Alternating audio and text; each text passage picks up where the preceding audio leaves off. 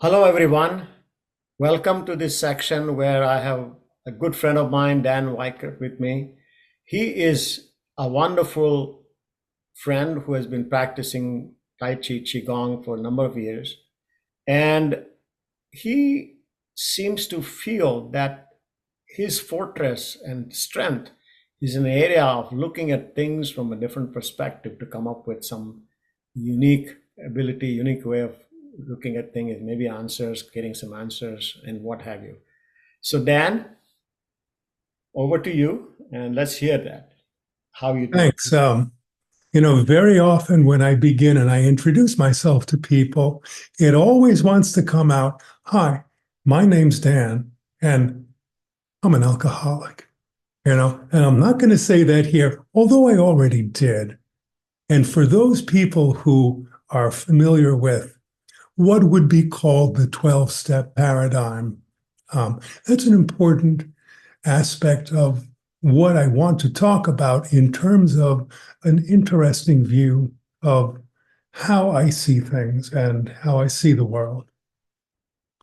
I'm the developer, and what I really, besides being a successful business person, someone I feel is good at communicating, very well read. I have had the honor of presenting and hosting a number of these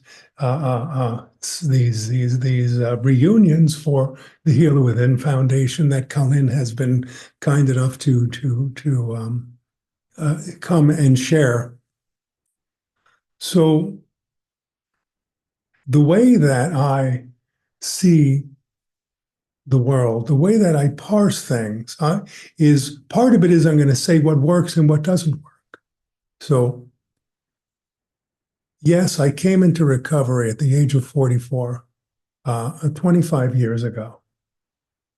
And I started to take a look at myself and notice, and part of the paradigm, that is a well-known paradigm of recovery, that people look at their emotional selves. They look at their mental selves. I looked at my mental self.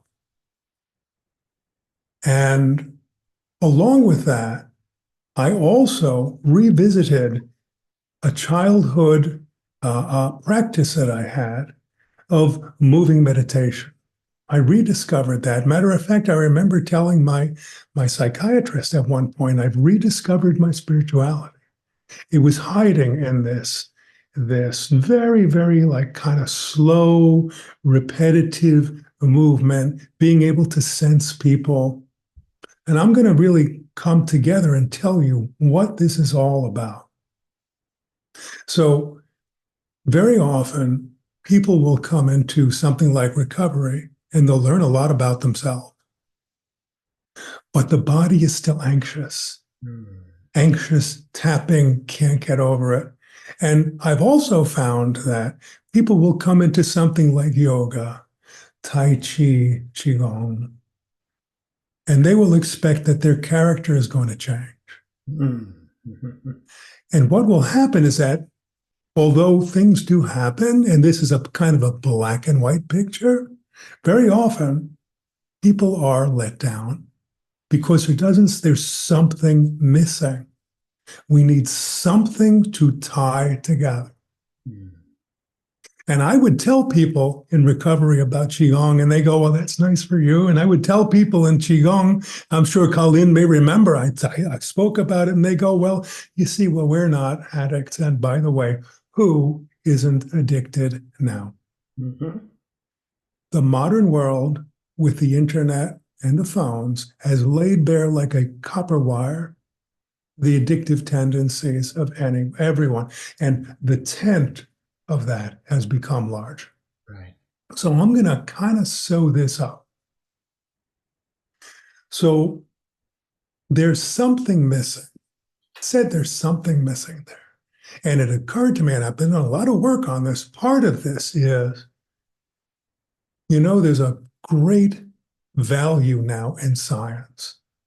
Science now tells us about neurotransmitters. Science tells us that if we slow our breath down, we will start to generate oxytocin. We will dissipate cortisol. Okay. So there's actually now what I have developed. We normally think of the world as a mind body paradigm. Mind body paradigm. Okay. How's it working for you, as they say? How's it working?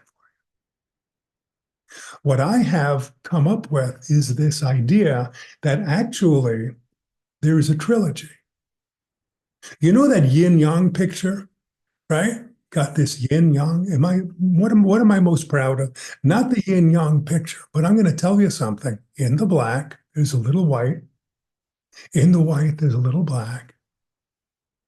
And this is a ceaseless process that never stops. Steps.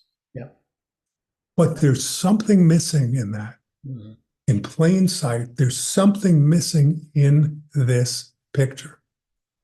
And what's missing is the observer, consciousness, awareness. So the thinking mind, rational, it can be holistic. Right. It can morph into either. Mm-hmm. But in the center, there is a silent awareness. So it's really three. Mm-hmm. It is thought, logic, Mm-hmm. science, holism, relativity, and in the center is the observer. Yeah. And I use in recovering the way, I use Qigong as the basis for Oriental medicine. I use it for holism. I use it for relativism. I use science in the world of logic, and the thinking mind, as it watches itself, as it talks to itself, is thinking and logic. Yeah. And for the self-observation, self-awareness part, I use the rudiments of the 12 steps of recovery. Admitted we were powerless over whatever. Our lives had become unmanageable. How did I come into it? You hit a bottom, it's not working. Coming to believe in the second step, powers greater than ourselves could restore us to sanity.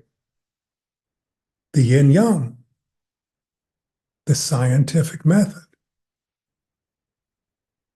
There's something called, turning our will over, taking an inventory, and people may have heard of that in recovery, which is noticing our faults. Well, in Qigong, we notice the state of our body, developing interoception. Developing proprioception is taking inventory, noticing, becoming aware of our tendencies toward anger, aware how in Chinese medicine, the different organs and the different meridians can have wonderful, wonderful healing effects. The spiritual aspect of finding these, what is a higher power to me? Mm-hmm. What is the essence of the divine? So over the years, reading oldies but goodies like William James, Varieties of Religious Experience, people like Walt Whitman, the I Ching, The Secret of the Golden Flower, an old book that I started. I am actually, if you haven't been able to tell yet, I have a degree in rhetoric, classical rhetoric. And when I was in 1974, sophomore in college, the book Zen and the Art of Motorcycle Maintenance came out. Mm-hmm. And the protagonist in that book was a teacher of rhetoric. Mm-hmm. And that book was all about combining the world of what we call the classic thought and the world of appearances.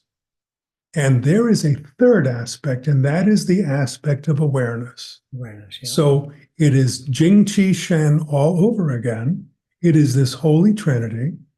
And if I say there's any one thing I'm proudest of in life, it is that. And I think it is something that has tremendous capacity to help others. Amen. Yeah. That's amazing, Dan. I think you have succinctly put the observership and the witness mind in the place that it really needs to be. And that qigong, and I've had practices with you many times, so I do know how you conduct your practices, and it's very deep, because as soon as you separate yourself as a witness and you start watching the external, whatever is the external going on, you are not, you may be experiencing things, but you are not as affected, at least because you're watching, you're an observer. And so you are able to handle many things. So I think this is phenomenal subject, and we can go on deeper. We could do one couple more sessions on this if you are okay with it. Sure. I've had from just one small thing, I will say this, 'cause as a surgeon, often we see people in pain with surgery, and when they're distracted, the pain gets much less, and they're watching it, and this pain is occurring here, but that's not me. I mean, there are many ways of doing anesthesia handles it that way, and so what you're saying has a very deep implication on our day-to-day life as well, in terms of physical pain, emotional issues, and spiritual difficulties that we observe. So thank you very much, Dan, for this introduction, and Sure. hope to get some more nuggets out of you. Okay. Thank I you. thank you very much. Thanks, Dan.